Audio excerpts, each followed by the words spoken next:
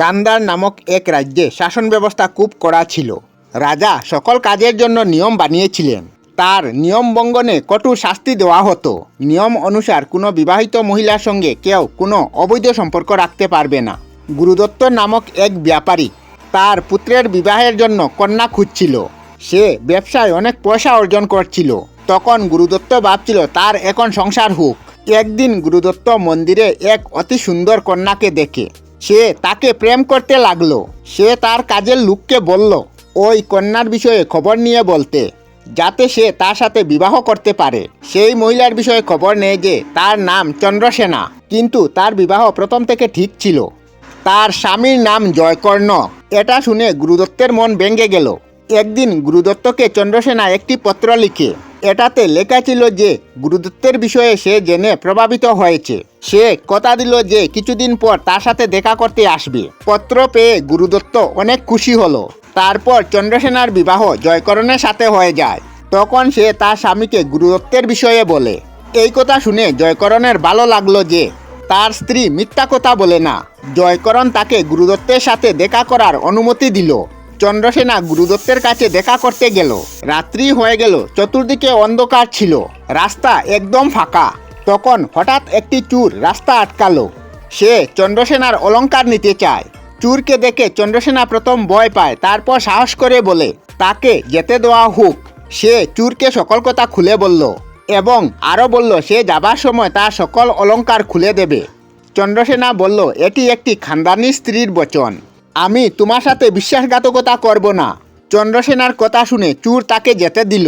যখন সে তার প্রেমিক গুরুদত্তের কাছে যায়, তখন সে তাকে দেখে অবাক হয়ে যায়। গুরুদত্ত বলল, তুমি এভাবে মাঝরাতে কেন এসেছো? আজ তো তোমার বিয়ে হয়েছে। বিয়ের প্রথম রাতে তুমি তোমার স্বামীর সাথে থাকার বদলে আমার সাথে দেখা করতে এসেছো। তুমি এভাবে কেন করলে?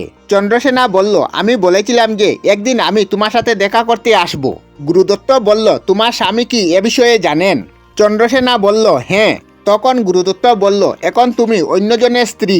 আমি অন্য স্ত্রীর সঙ্গে কোনো ধরনের সম্পর্ক রাখতে চাই না। আমাদের রাজ্যে এরকম করা আইনত অপরাধ মানা হয়। চন্দ্রসেনা চলে গেল। সে ভাবছিল সে তার স্বামীর আজ্ঞা নিয়ে তার প্রেমীর সাথে দেখা করতে থাকবে, আর কেউ জানতেও পারবে না। কিন্তু একদম তা উল্টা হয়ে গেল। ফেরার সময় চন্দ্রসেনার ওই চোরের সাথে দেখা হলো। চোর চন্দ্রসেনার বাড়ি মন দেখে এর কারণ জানতে চাইল। চন্দ্রসেনা সবকিছু খুলে বলল। চোর তার প্রশংসা করলো যে সে তার প্রেমিকে দেওয়া কথা রেখেছে। সে তাকে শুভকামনা দিল এবং তার অলংকার না নিয়ে চলে গেল। চোর যাবার আগে চন্দ্রসেনাকে বলল, আমি তোমার স্বামীর প্রশংসা করলাম যে সে তোমার প্রেমীর সাথে তোমাকে দেখা করতে দিয়েছে। তুমি তোমার প্রাণ সংকটে রেখে গুরুদত্তের কাছে দেখা করতে গিয়েছো এবং সে তোমাকে ফিরিয়ে দিয়েছে। আচ্ছা, ভালোভাবে যেও, আমি যাচ্ছি। চন্দ্রসেনা ভয় পেয়ে তার দিকে তাকিয়ে বলল, তুমি সত্যই কি আমার অলংকার নেবে না? তখন চোর বলল, তোমার উপর প্রথম থেকেই অনেক বিপদ পড়েছে। আমি এক চোর হওয়ার আগে একজন মানুষ। আমি তোমার কষ্ট বুঝি, তুমি সাবধানে যেও। তখন চন্দ্রসেনা ঘরে গিয়ে তার স্বামীকে বলল। তখন সে এ বিষয়ে কিছু চিন্তা করলো না। তখন সে বলল, রাজা, মন্ত্রী, প্রজা, স্ত্রী সবাই নিজের নিজের জায়গায় শোভা পায়। কোনো বিবাহিত মহিলার সৌন্দর্য এটাতেই যে তার স্বামীর প্রতি ইমানদার থাকা। তারপর বেতাল গল্প শেষ করলো এবং রাজা বিক্রমাদিত্যকে বলল, জয়চরণ, গুরুদত্ত, চোর ও স্ত্রীর মধ্যে কে শ্রেষ্ঠ? আর যদি তুমি আমার প্রশ্নের উত্তর না দাও তবে তোমার মাথা ভেঙে টুকরা করে দেব। রাজা বিক্রমাদিত্য একটু সময় চিন্তা করলেন। তিনি জানতেন তিনি কথা বলতেই বেতাল চলে যাবে, কিন্তু রাজার কাছে কোনো উপায় ছিল না। তিনি বললেন, এই তিনজনের মধ্যে চোর সব থেকে শ্রেষ্ঠ। যখন চন্দ্রসেনা গুরুদত্তের বিষয়ে সব কিছু বলল, তখন সে প্রেম করা ছেড়ে দিল। যখন গুরুদত্ত চন্দ্রসেনার বিষয়ে কথা শুনে, তখন সে রাজার ভয়ে তার সম্পর্ক ভেঙে দিল। কিন্তু চোর চন্দ্রসেনার সকল কথা শুনে তাকে কোনো ক্ষতি করেনি।